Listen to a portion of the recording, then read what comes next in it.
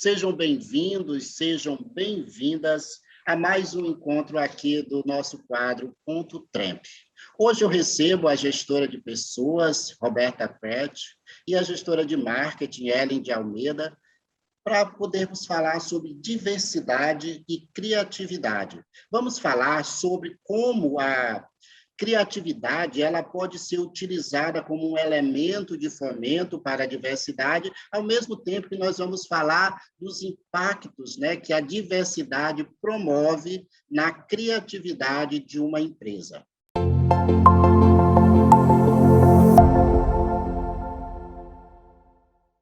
Quando falamos de diversidade, nós falamos da importância da equidade de gênero, falamos sobre as questões de etarismo, da importância das etnias dentro da empresa, dessa diversidade de etnia. Nós também falamos sobre as questões, sobre as oportunidades para os homossexuais dentro das empresas. Também falamos sobre os jovens poderem adentrar essa nova geração e também falamos sobre uma mistura, sobre classes sociais, para que tenham essa diversidade de pontos de vista, de experiências pessoais e sociais para ampliar a capacidade criativa das empresas.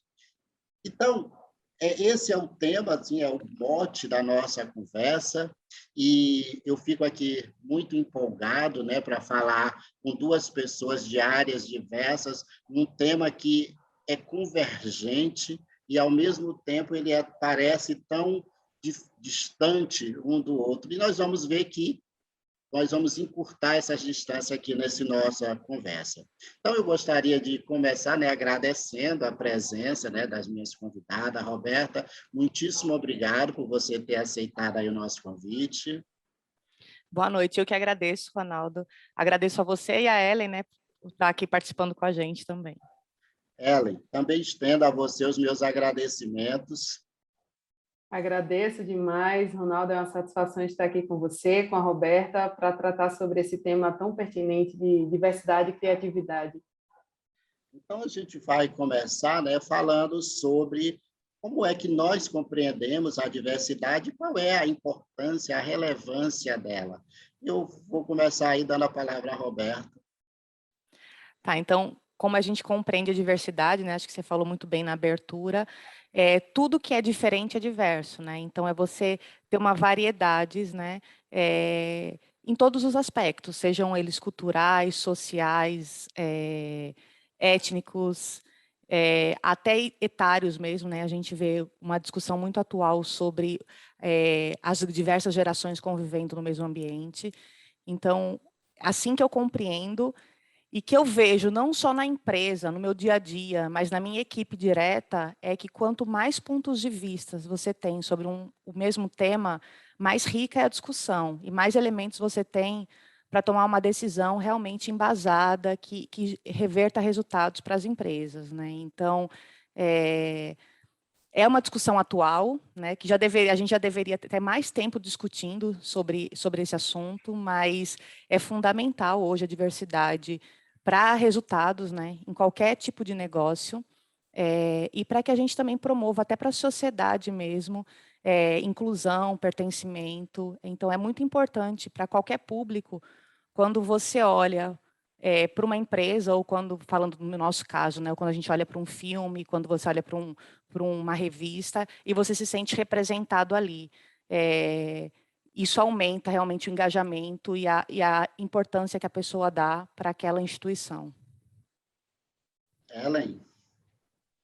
Bom, essa diversidade, na minha concepção, ela é a soma das identidades, né? E é uma identidade muito livre, é uma concepção de identidade que admite faixas etárias diferentes, classes sociais diferentes, etnias, religião, e é a soma de ideias, é a soma de contextos e influências culturais que favorecem exatamente esse ponto que a Roberta trouxe, né? Ideias únicas, resultados únicos, e isso, na minha visão, contribui definitivamente para a competitividade do negócio E, com certeza, esses resultados e esses produtos muito únicos, fruto das concepções e das vivências de diversas pessoas, trazem uma solução inovadora. Eu acredito que esse conceito de diversidade também puxa muito, principalmente quando é assumido e vivido pelas organizações, puxa muito para a cultura da inovação também. Exatamente aí onde eu entro, né? Assim, que eu sou uma pessoa ligada a essa área da inovação. E quando a gente fala de inovação, quando a gente fala de mudança, a gente fala dessa necessidade de ter o diverso, de ampliar as discussões, porque quando você está discutindo, por exemplo, o desenvolvimento de um produto, você precisa pensar para que público ele vai atingir. Então, é quase que um contrassenso você colocar um grupo de homens de meia idade para pensar um produto para uma mulher. Ou então você colocar numa mesa um grupo de homens brancos para pensar produtos para as pessoas negras. Então, você precisa ter essa diversidade para que você possa buscar soluções que atendam ao mercado. Você precisa ter essa diversidade para que você, enquanto empresa, você possa se conectar com os clientes que você se propõe conversar. E você, como empresa, além de tudo isso, você precisa ter responsabilidades sociais. O Brasil é um país que está envelhecendo, precisamos dar oportunidade às pessoas mais velhas a continuarem trabalhando. O Brasil é o país onde mais se mata homossexuais. Nós precisamos dar oportunidade aos homossexuais trabalharem, terem uma dignidade dentro das organizações. Então, além desse pensamento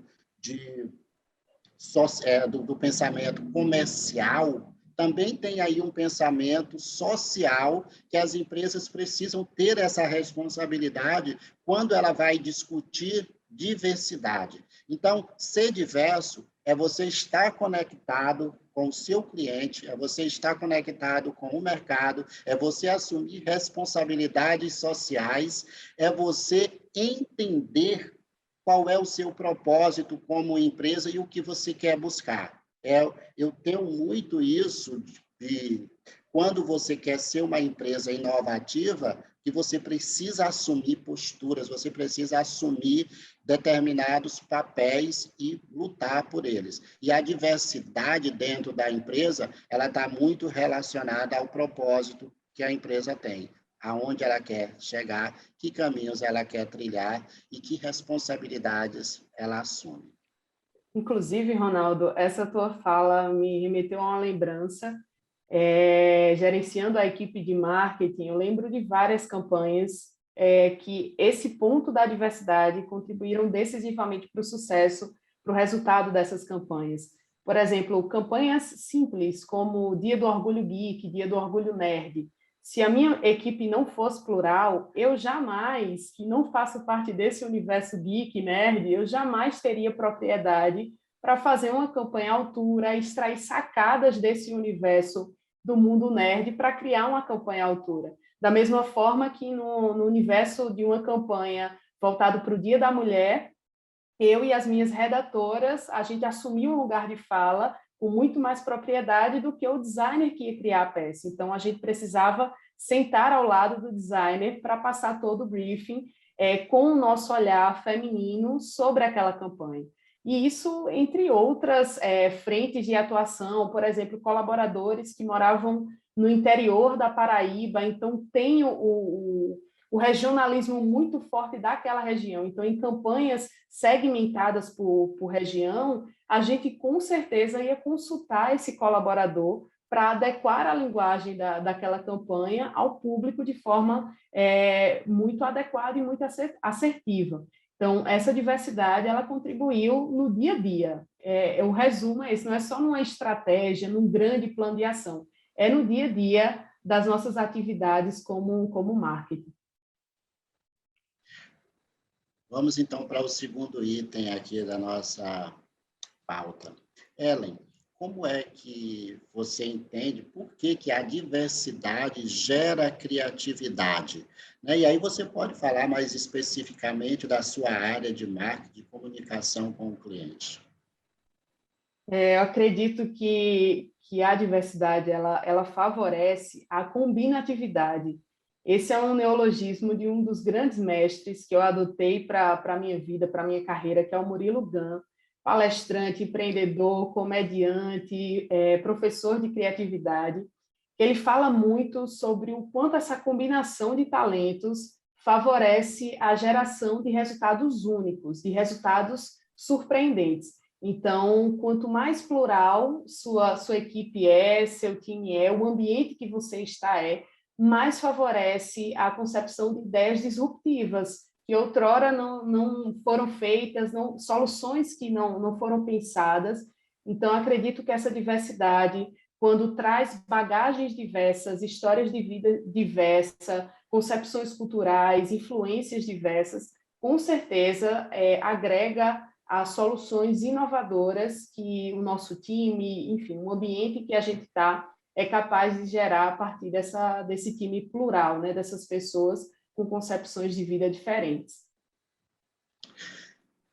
Exatamente, sabe, Elia? Assim, essa linha de raciocínio, né, de que você poder colocar numa mesma mesa pessoas que tenham pensamentos diversos, até antagônicos, para que elas possam ter a oportunidade de conversar, de dialogar, de debater ideias, né? de compartilhar conhecimentos e experiências. Isso vai fazer com que as outras pessoas que estão ali ao redor daquela mesa, elas também ampliem a sua capacidade de visão e tenham insights que elas, dentro das limitações de experiências de vida que ela tem, ela não vai ter se ela não tiver essa convivência, esse debate com pessoas que pensam diferentes dela. Então, isso é uma questão que é muito interessante, porque a criatividade, ela é um exercício. Então, se você coloca pessoas que tenham culturas diferentes para se exercitarem, elas vão criar uma área de ideias que vai ser comum aos pensamentos, aos valores, aos conceitos que atendem àquelas culturas diferentes. E aí, quando você eleva uma discussão para um patamar como esse, você acaba tendo insights diferentes e você constrói caminhos que você sozinho seria incapaz de construir, ou se você estivesse pensando e discutindo com pessoas que pensassem iguais a você, que tivessem experiências de vida iguais à sua, você acabava construindo ou se repetindo. E aí tem uma frase muito interessante que eu gosto, é que o que mata a criatividade é a estagnação e a repetição. E que, por um caminho diverso ou inverso, né, a diversidade ela é esse fomentador, esse propagador da criatividade. Então, quando você está sempre com pessoas que pensam iguais a você, que têm experiências de vida iguais às suas, você vai acabar repetindo modelos que são iguais aos que você já praticou em outros momentos. Por isso, a diversidade ela é necessária, ela é um elemento determinante para que você possa criar, para que você possa expandir a sua capacidade de apresentar soluções. Até complemento. Inclusive, eu vou aproveitar para puxar para você também, Roberta, porque como exercia a figura de liderança, né? A gente, como ser humano, tem uma tendência natural a buscar nossos semelhantes, pessoas que pensam iguais, pessoas que tenham o mesmo contexto de vida parecido com o nosso. Então, nos processos de recrutamento e seleção, eu sempre conversava muito com o time de gestão humana para buscar seja testes e até perguntas mesmo para a entrevista, que entrassem em conflito com essa minha tendência natural a buscar pessoas para a equipe que tendenciassem a ter a mesma vibe, como a gente chamava, da equipe. Então, o papel do RH na nossa empresa e na minha vivência foi fundamental para sempre trazer esse tema forte, assim, como chave nesses processos. Que é o nosso papel mesmo, é justamente essa provocação, né? Então, é estudar perfil, fazer a provocação, porque realmente, quanto mais perfis diversos você puder ter numa equipe, mais habilidades você engloba, então fica mais fácil você construir. Eu ia até complementar o Ronaldo, porque a gente estuda em PNL, né? E na parte de psicologia e RH, uma frasezinha que fala assim: mapa não é território. Então, por que isso? Porque cada pessoa, quando ela vai tomar uma decisão, ou ela traz uma discussão, ela traz aquilo que ela viveu. Então, toda a bagagem dela, toda a vivência dela é o que ela traz. Então, ela não consegue pensar muito além do que aquilo que ela teve como experiência. Então, se você traz a maior diversidade de elementos, né, de pessoas, de vivências, não só a gente fala de gênero, mas cultural, social, econômica, você consegue enriquecer a discussão, né? E aí afeta bastante você, a gente consegue ter outras soluções para os públicos que a gente tem, seja lá eles clientes, seja o público interno. Eu li, já faz um tempinho, um livro sobre que falava do sucesso da Samsung, que mesmo sendo uma empresa da Coreia, o CEO ele sempre teve a base de pegar os mais diversos públicos. E se você observar, esse é o diferencial, que um celular da Samsung, você tem desde o público C até o público A. Porque ele já, desde o começo, ela foi concebida para isso, para que conseguisse agrupar os mais diversos públicos e assim eles teriam uma abrangência maior, né? Então, a gente leva isso, essa é a base do sucesso da Samsung. Então, se a gente levar isso para os mais diversas empresas, né, até entrando um pouco no marketing, ou até para a minha área, para o RH, é muito difícil, eu não vou ter um público único, né? Eu vou ter diversas gerações numa empresa, eu vou ter pessoas que vêm de várias regiões, né? Principalmente se você trabalha numa multinacional. Então, como é que eu crio uma política que englobe isso tudo e que fortaleça o que cada pessoa tem de diferente? Só realmente escutando e dando para elas espaço de fala, né? E você só faz isso se você realmente muda a mentalidade dos líderes, se elas veem que a empresa realmente pratica a diversidade, então elas vão ter mais espaços para desenvolver a criatividade delas, dar ideias, sugestões, e quanto mais você acata e aceita aquilo, mais ideias vêm, mais sugestões, e aí você fomenta realmente uma cultura de criatividade e inovação. Dentro dessa perspectiva, né, Roberta, a gente vê e fortalece o papel do líder, porque ele precisa estimular essa multiplicidade de papéis ou de perfis, melhor dizendo, dentro da equipe. Porque se você seleciona pessoas que tenham esses perfis diferentes, mas se o líder não estimula, se o líder não busca ele não fomenta esses posicionamentos, essa discussão, você não vai conseguir ter a criatividade. Então, não basta ter a diversidade, você tem que ter uma liderança que seja provocativa, que possa, de fato, se apropriar do diverso e criar, né? E ser criativo. Que falam que a diferença entre diversidade e inclusão, né? Não basta você trazer para a mesa de discussão, você realmente tem que incluir, fazer essa pessoa participar da discussão e ser ouvida. Então, é um papel árduo, né?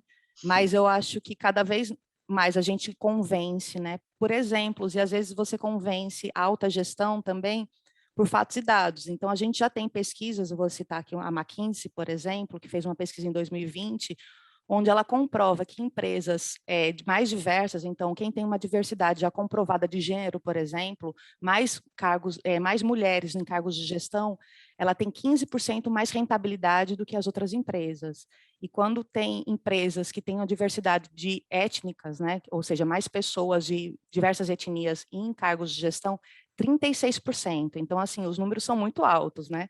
Se você não convence só pelo coração, você consegue convencer pelo bolso também. Pois é, e aí, assim, já que você, né, Roberta, entrou aí nos índices, né, eu também acabei fazendo aqui uma anotação, né, de um levantamento que a Vagas.com fez em relação às questões relacionadas ao negro, né, onde ele coloca que menos de 5% dos cargos de alta e média gestão são ocupados por pessoas negras, apenas 0,7% ocupam cargos de diretoria e 3,4% cargos de gerência, e que a grande maioria está em cargos operacionais e técnicos, sendo 47,6% em cargos operacionais e 11,4% em técnicos. Então, assim, a gente precisa, mais do que falar dessa diversidade, né? Não é você dizer, eu tenho 40% de mulheres, ou eu tenho 40%, 60%, 70% de determinado grupos desses que nós estamos colocando, mas eles estão em locais que, de fato, eles contribuam com a criatividade daquela empresa, ou eles estão apenas repetindo, trabalhando de forma operacionais, né? São a operários para repetir o que outros decidem, que não tenham poder de decisão. Então, assim, quando a gente fala de diversidade, a gente fala que são pessoas em lugares que eles, de fato, possam contribuir com as experiências deles, que eles tenham capacidade de interferir na criatividade da empresa, no processo decisório e nos caminhos que a empresa vai trilhar, né? E é um número assustador, principalmente quando a gente compara com o percentual da nossa população que é negra, né?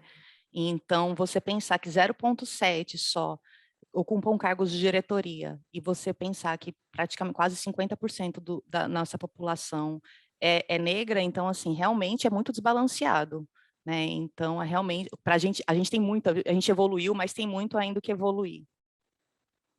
E eu já consigo perceber isso, Ronaldo e Roberta, aqui na realidade de São Paulo. Atualmente estou morando aqui, e assim que eu cheguei, me deparei com algumas vagas exclusivas para mulheres, para cargos de liderança, vagas exclusivas para negros também, para cargos de liderança.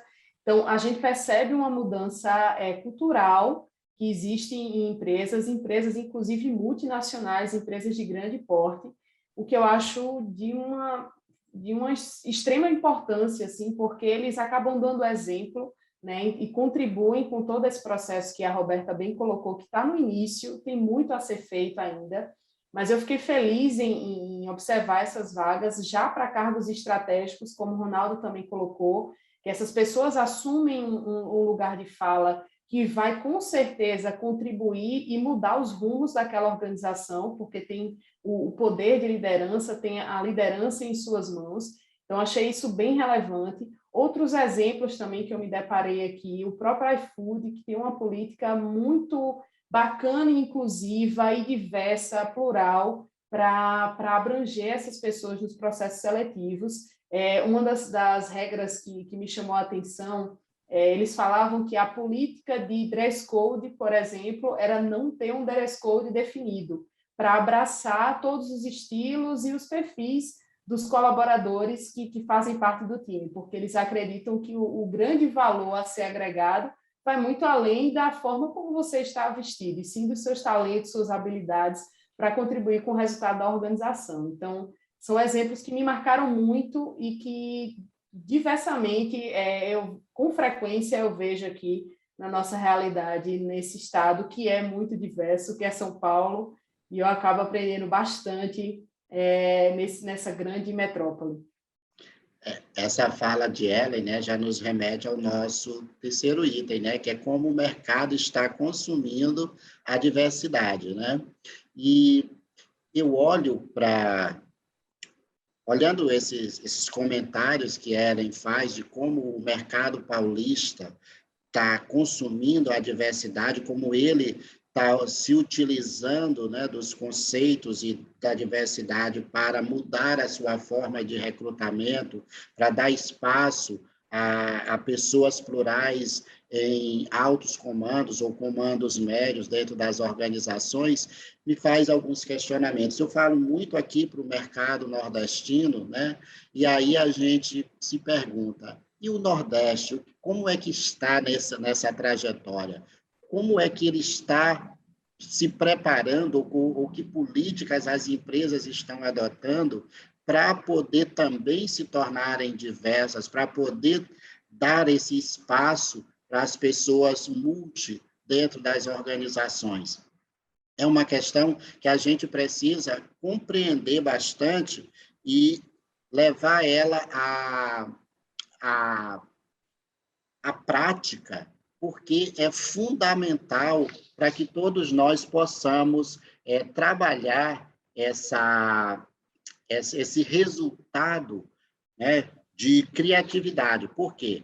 O mundo ele está numa velocidade de mudança muito acelerada.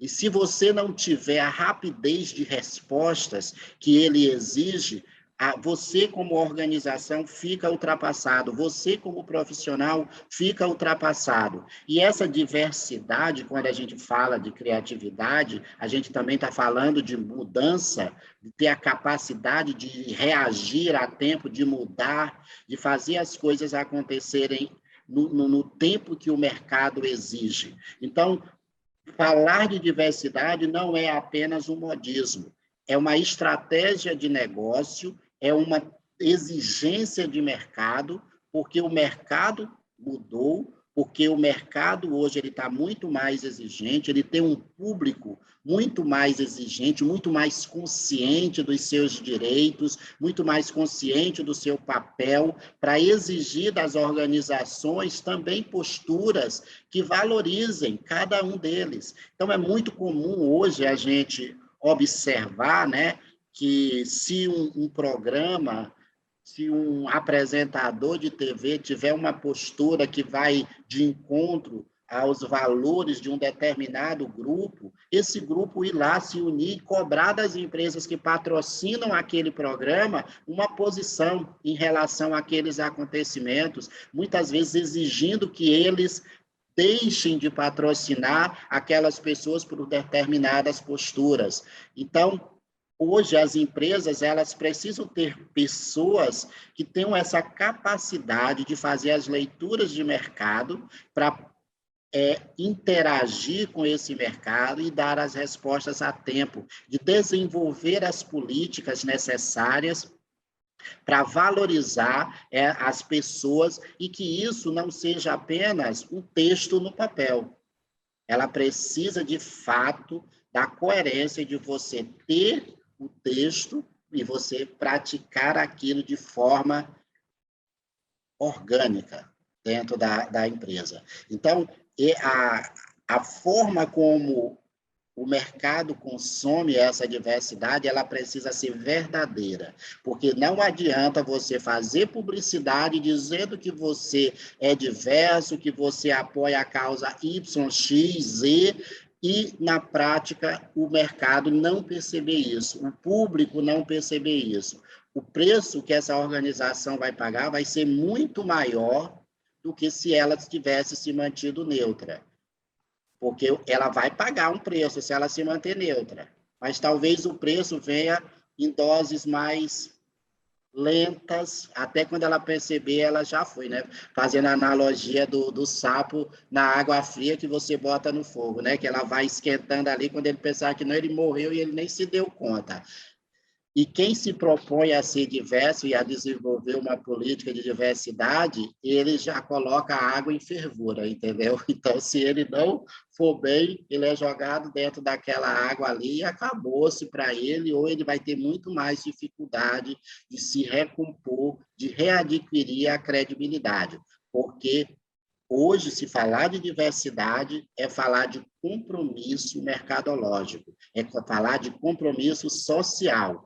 E o mercado ele está consumindo a diversidade dessa forma. Então, temos que ter essa preocupação.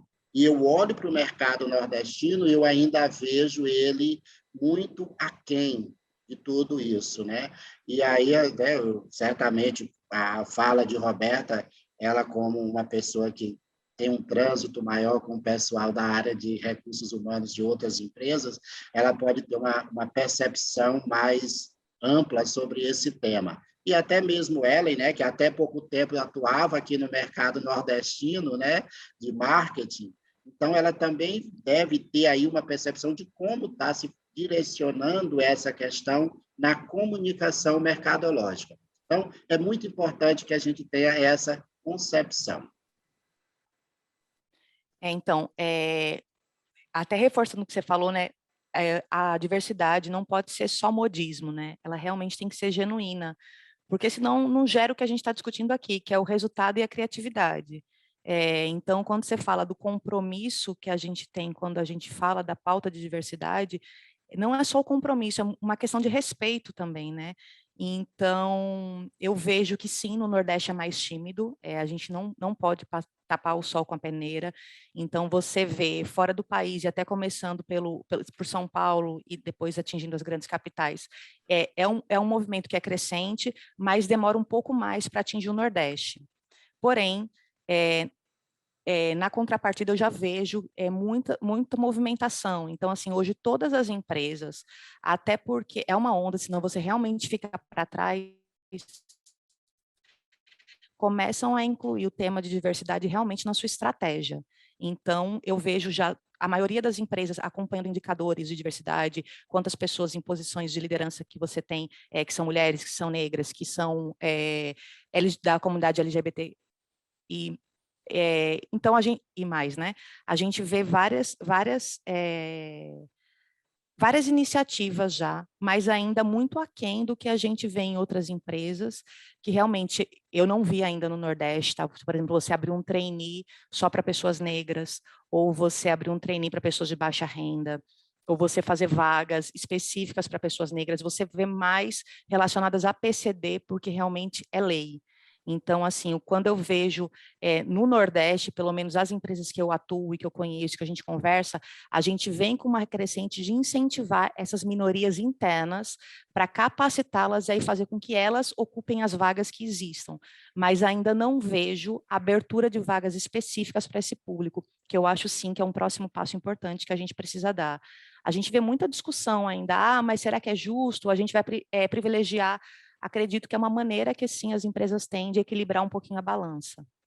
Tá? Então, eu ainda não vejo, e aí quando você começa a ver que é uma onda que vem crescendo, iniciativas maravilhosas, que nem quem viu agora o lançamento do filme Eternos, por exemplo, tem a primeira heroína surda, né, da Marvel, então até me arrepia. E aí, quando você fala em criatividade, eles tiveram que desenvolver várias técnicas diferentes para começarem a gravar, porque ela não entendia quando batiam a claqueta lá e falavam gravando. Então, como não está associado à criatividade? É claro que está. Então, é muito legal as iniciativas, mas realmente a gente tem que fazer com mais força isso no Nordeste ainda. Ellen. E trazendo essa reflexão sobre a ótica do marketing, né, eu percebo claramente, principalmente depois que eu vim morar em São Paulo, o quanto o mercado Nordeste, né, em termos de marketing principalmente, ainda é muito tímido. E essa timidez, Ronaldo e Roberta, na minha visão, ela se dá muito, principalmente por esse medo de algo que você citou, Roberto, que são essas crises. Essas empresas elas não se sentem com propriedade de falar sobre esses temas, porque verdadeiramente não existe um abraçar dessa causa que dê essa segurança para erguer essas bandeiras. Então, existe muita timidez em tocar em assuntos relacionados aos negros, à comunidade LGBTQIA+. A gente percebe essa timidez porque não é algo visceral, não é algo que aquela empresa abraça. E não é algo que essa empresa abraça exatamente porque ela não fomenta isso dentro de casa, ou seja, na própria organização, criando critérios para estabelecer times plurais, times diversos, que verdadeiramente em campanhas, em ações publicitárias, vão ter pessoas específicas para tratar sobre aqueles temas com muita propriedade, com muito lugar de fala. E é uma diferença gigante que eu percebo aqui no mercado paulista, por exemplo, onde a gente vê campanhas e propagandas com a presença de negros, muitos negros fazendo propagandas, a comunidade LGBTQIA+, também sendo representada por essas propagandas. Existe uma mudança também na indústria de cosméticos. Antes a gente percebia um certo padrão nas propagandas, nos comerciais dessas grandes empresas de cosméticos, um padrão da pele clara, do cabelo liso. Hoje, a gente vê empresas, por exemplo, que têm linha de produtos específicas para pessoas que estão na fase de transição do cabelo com química liso para o cabelo assumindo os cachos naturais. Então, a gente percebe essa diversidade muito mais forte aqui, e essas empresas elas têm mais propriedade para falar, porque já estão fazendo o dever de casa, né? Já estão com equipes mais plurais. Então, esse brand, que é a forma como a empresa se apresenta para o mercado, bebe muito da cultura organizacional. E aí eu lembro de uma frase do Peter Drucker que fala a cultura come a estratégia no café da manhã. Então, não adianta o marketing vir com a estratégia revolucionária para posicionar que aquela empresa abraça a diversidade, abraça causas diversas e plurais no mercado, se internamente a cultura organizacional ela não corrobora com isso. Então, esse posicionamento vai ser frágil, vai ser pífio, porque a empresa ela não tem aquilo de forma visceral na sua cultura.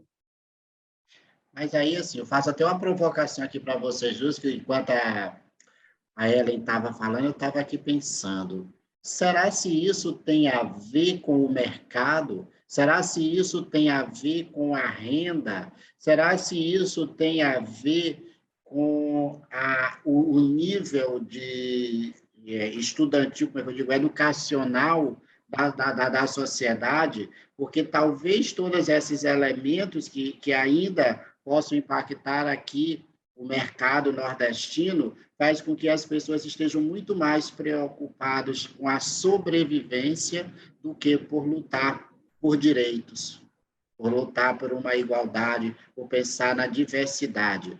E aí, se a gente pensa dessa forma, aí eu faço agora uma outra reflexão. Nós não vamos ficar para trás quando a gente se der conta, essas empresas que estão vindo de lugares que têm muito mais consciência, vão estar falando muito melhor com o público nordestino, com a diversidade do público nordestino, do que as empresas regionais, do que as empresas locais. Como é que vocês entendem isso? Assim, agora é uma provocação aqui, pelas reflexões do que eu ouvindo vocês falarem, fiquei com essas reflexões aqui.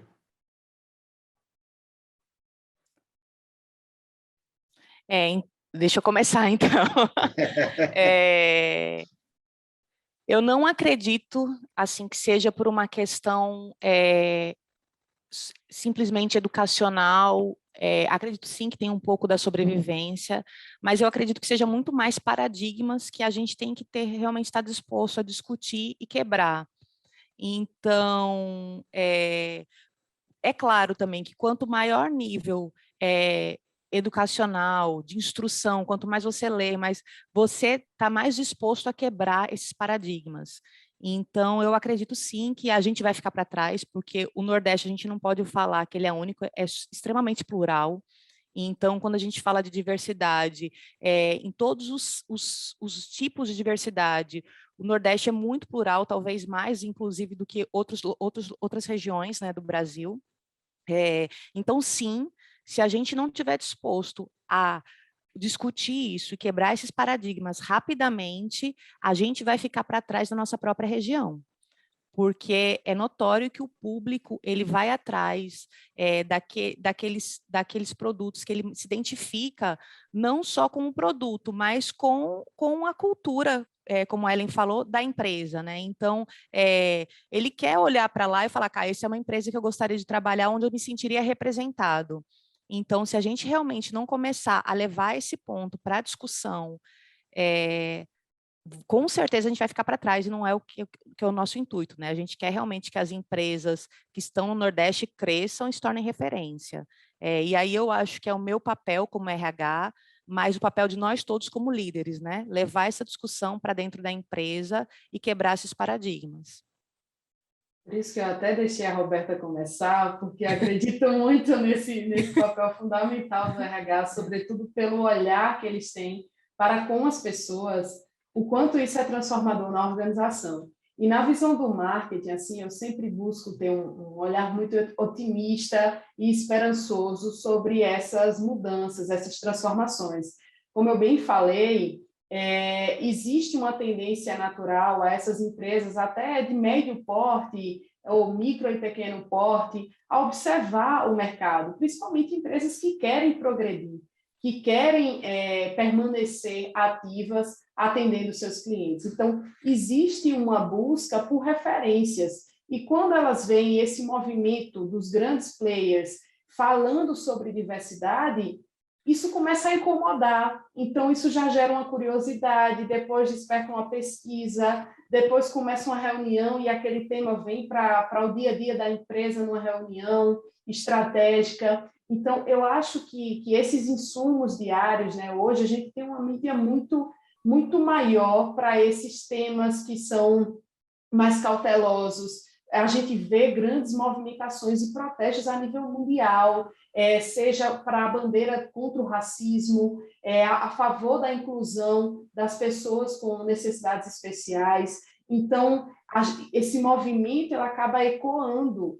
Então, as empresas que têm uma verdadeira preocupação em se manter no mercado, elas vão se movimentar. Do contrário, elas já sabem qual é o destino.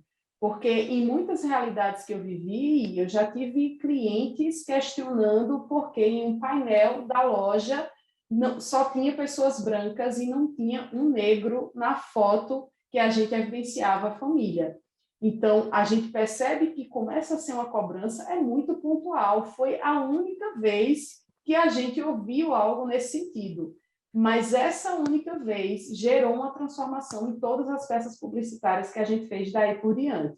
Então, realmente, às vezes, o papel da formiguinha, uma pessoa que está mais conectada, é um jovem que observa muito esse papel social das empresas, que incluem, que abraçam a diversidade, abraçam temas mais delicados. Então, o quanto esse novo consumidor observa isso, ele vai começar a questionar, ele vai chegar na rede social daquela empresa que tem um amplo, ele acaba tendo uma ampla voz naquele espaço, ampla visibilidade. Ele vai chegar lá, vai comentar e vai gerar reflexões dessas empresas que, digamos, estão mais tímidas, estão mais receosas em se colocar num papel de transformação e de abraçar essas causas que são urgentes. Vamos para o nosso último tema aqui da nossa mesa, né? Qual é o papel do RH, né, dentro desse universo, né, da diversidade, né, para poder que as empresas possam ser mais diversas. Só que eu vou fazer uma provocação em cima disso, Ellen, e eu vou provocar essa pergunta para você: qual é o papel do marketing também para que as empresas possam ter uma comunicação mais diversa, tá certo? Aí depois eu encerro. Roberta. Certo, então, falando do papel do RH, né, eu acho que o primeiro ponto, né, o papel do RH é levar a discussão. Então, a gente tem sempre, o RH sempre tem um papel de ser provocativo, né, então a gente realmente tem que provocar e fazer que isso seja uma pauta importante e a discussão dos principais executivos da empresa, para que realmente passe não só de uma estratégia falada para uma estratégia sentida. Então, esse é o primeiro ponto. Depois tem um ponto fundamental, que algumas empresas, a maioria, já vem trabalhando bastante nisso, mas só essa estratégia por si só não é válida, que é a parte do recrutamento e seleção. Então, a gente tem que fomentar o recrutamento e seleção e recrutamentos mais inclusivos realmente. Então, hoje você já vê iniciativas, por exemplo, de fazer recrutamento às cegas, né? Onde você realmente não vê o candidato para que isso não influencie o gestor, muitas vezes, que ainda tem uma mentalidade fechada sobre como se a aparência dele vai ter algum poder de decisão em relação à vaga. Então, esse é um exemplo. Outros exemplos é realmente de promover vagas que são direcionadas para as minorias, né, para os públicos pouco representados nas empresas.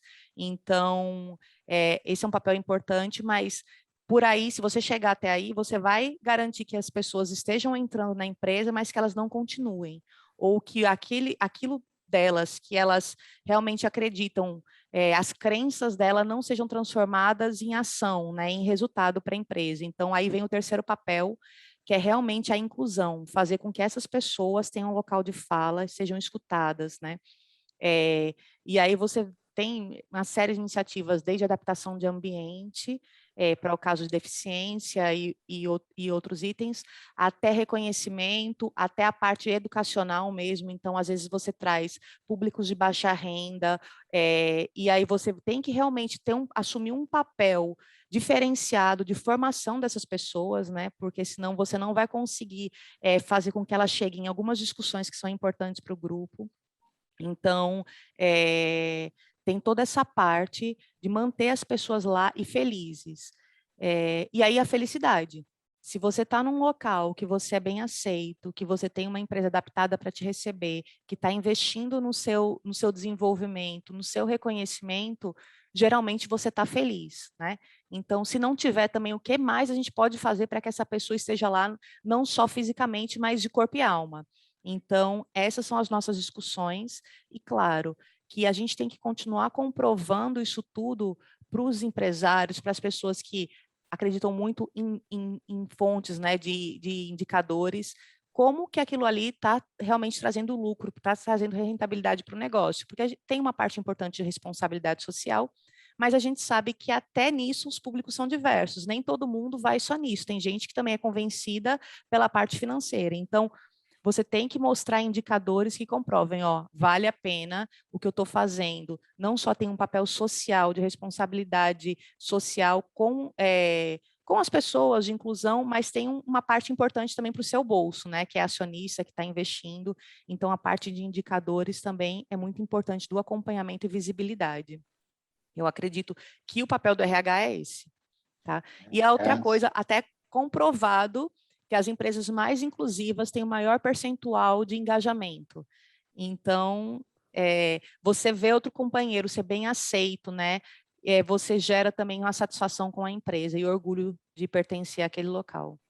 Eu fico ouvindo, né, Roberto, assim, vendo que são grandes os desafios, né, porque você, a falar de diversidade, você tem que falar de cultura organizacional, porque você tem que preparar as pessoas que estão dentro da empresa para também estar aberta a essa diversidade, né, porque quando a gente fala de tudo isso, a gente, se faltar um pouquinho no tempo, né, a gente vai lembrar das dificuldades que as mulheres enfrentaram ao assumir papéis de comando, e tinha muitos homens que tinham dificuldade em aceitar ser liderados por mulheres, entendeu? Então, se quando a gente fala da diversidade, a gente também tem que ter essa preocupação, né? E acredito que o RH teria que preparar esse terreno para que as pessoas pudessem tratar tudo isso de uma forma mais natural, de ter pessoas diversas, né? De repente até em posição de comando, e isso não ser algo extraordinário, ser algo que as pessoas tratassem de forma natural e aceitassem de maneira muito tranquila, né? Eu acho que o RH tem esse desafio aí, né? Sim, com certeza. Esse é o principal, né? Que as pessoas não só recebam, né? Mas que não seja goela abaixo, né? Que sejam recebidas, que recebam realmente de coração, né? E quando a gente fala disso das mulheres em posição de liderança, fala assim, o que a gente quer é que essas pessoas que sejam das minorias não só estejam lá na massa operacional, mas realmente estejam em poder de liderança no futuro. Então, como é que a gente transforma os subordinados para aceitar isso e os pares também, né, para aceitar e conviver com uma boa. Então, assim, essa questão da mulher não é muito antiga, não. Eu me lembro que, eu não vou falar a minha idade, mas eu assumi a primeira posição de liderança com 22 anos e eu era de produção. Então, eu fui supervisora de produção com 27 homens com 22 anos. Então, foi bem complicado no começo, hoje acredito que já é um pouquinho mais fácil, mas aí o que eu penso para todas as minorias é que não passem pelos mesmos desafios, pode ser um pouquinho mais fácil, né? Não precisa ser tão sofrido. É verdade, inclusive contribuindo, né, com essa reflexão, sobretudo das mulheres em cargos de liderança, também tive minha bagagem, minha história nesse universo da publicidade e do marketing. No início, isso era bem desafiador, também a figura de uma mulher num set de gravação, por exemplo, conduzindo grandes roteiros de grandes campanhas, contribuindo no brainstorming à altura de grandes líderes. Então, de fato, é um processo gradativo que eu percebo claramente a diferença lá do início dos meus 24, 25 anos para agora, e vejo que a gente está num caminho muito, muito próspero, assim, de avanço, que é isso que a gente busca, como a Roberta bem colocou. E trazendo um pouco... Ellen, deixa eu só te atrapalhar um pouquinho aqui, para falar um pouquinho dessa área de marketing, né, da área de a publicidade e tudo mais. Essa é uma área que ela tem um desafio diferente, né? Porque quando a gente fala de publicidade, que fala de criatividade, de tudo mais, isso está muito ligado aos jovens, né? As pessoas acham que tem que ser uma pessoa que tem um pensamento descolado, ele que vai ser mais criativo, e aí é o inverso, você já não aceita tantas pessoas mais velhas, então já é uma área onde os mais jovens lidar com esse mais velho, ela precisa ser rompida, até porque essas pessoas mais jovens, elas têm uma urgência, tudo é para ontem, eles querem resultados imediatos, uma ansiedade pelo resultado, e que as pessoas mais velhas, por exemplo, já podem ter um pouco mais de ponderação, já trazer um pouco mais de tranquilidade. Então, esse mercado do marketing tem essa questão. Se você envelhece, você já pode ter algumas dificuldades para continuar atuando nesse mercado, que é um mercado que está em plena transformação por conta das tecnologias. Deixa eu só até complementar, eu acho que não só marketing, tá? Eu acredito que de uma maneira geral, claro, que tem uns mais, acho que marketing e inovação talvez sejam que sejam mais acentuados, né? Mas acredito que todos os mercados, a gente fala de inclusão, de diversidade, mas tem um preconceito ainda sobre as pessoas mais velhas atuando na área, que a gente vai ter que quebrar, porque a população realmente está envelhecendo e a gente tem cada vez mais a população envelhecendo e continuando ativa, né? Mas hoje eu vi um post no LinkedIn, por exemplo, de uma pessoa com 40 anos, onde ela recebeu um feedback negativo, ela colocou lá e tinha vários protestos, porque ela não ia ter mais agilidade dentro de uma profissão que daí não seria como secretária, que é normal, inclusive as pessoas mais velhas, né, considerado normal, e mulheres, ela não teria a mesma agilidade que uma pessoa mais nova que ela. Então, esse foi o feedback negativo que ela recebeu quando ela não ficou. Então, é um outro item que a gente tem que trabalhar também, porque tem que mudar, né? Tem que mudar.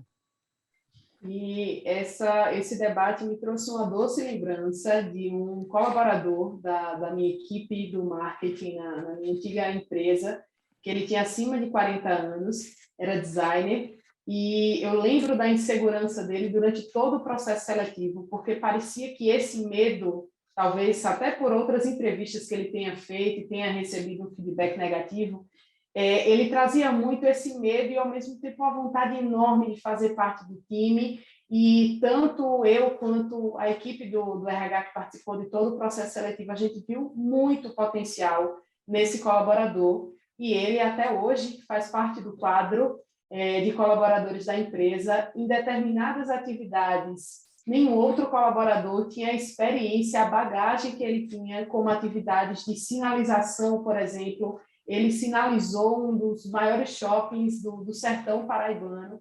Toda a sinalização foi feita por ele, pela bagagem que ele tinha de trabalhos nesse sentido. Então, foi uma experiência riquíssima que tivemos e conseguimos agregar ao nosso time, trazendo esse colaborador.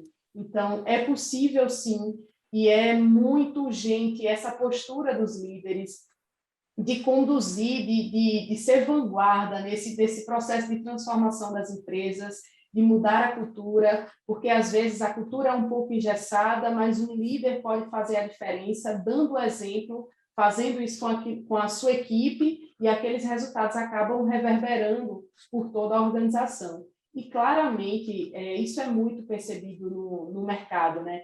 Eu tive a grata felicidade de começar a minha carreira no endomarketing, então, fazendo marketing para os colaboradores, e essa experiência me trouxe muito mais propriedade quando eu passei o olhar de conversar com o cliente externo.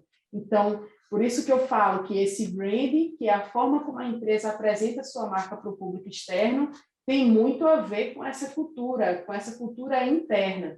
Então, eu sempre tive muita conexão com o time de gestão humana, o time do RH, por isso que eu achei bem interessante esse bate-papo, incluindo a Roberta, que é da área, porque foi essa experiência que garantiu para mim e para os colaboradores que faziam parte, por exemplo, de todas as estratégias de comunicação interna. A Roberta bem falou que a empresa ela precisa refletir esse abraçar da diversidade até na comunicação visual dela, na forma como ela se apresenta para os colaboradores internos. Então, a gente fazia muito isso, né? Todo o processo de comunicação interna, de identidade visual da empresa, as salas disruptivas, ambientes colaborativos para a troca de ideias entre as pessoas. Então, esse universo todo agregou, sobretudo, um olhar muito precioso para a importância do feedback. Então, a gente fazia isso para os colaboradores internos, promovia essas mudanças, ouvia esses feedbacks, melhorava e isso virava um ciclo virtuoso. Esse mesmo processo eu trago muito para o universo do marketing, onde a gente elabora campanhas, produz peças, identidades visuais, grandes estratégias, apresenta para o público, vai aprendendo com os feedbacks desse público e vai melhorando e vai se sentindo mais seguro para abraçar algumas causas que a gente passa a ter mais propriedade, ouvindo quem tem realmente lugar de fala. Então, eu acho que esse processo de comunicação, ele é interno, ele é externo com o cliente, e ele é muito rico porque vai dar essa segurança para as empresas se posicionarem mais frente a temas de diversidade, de inclusão.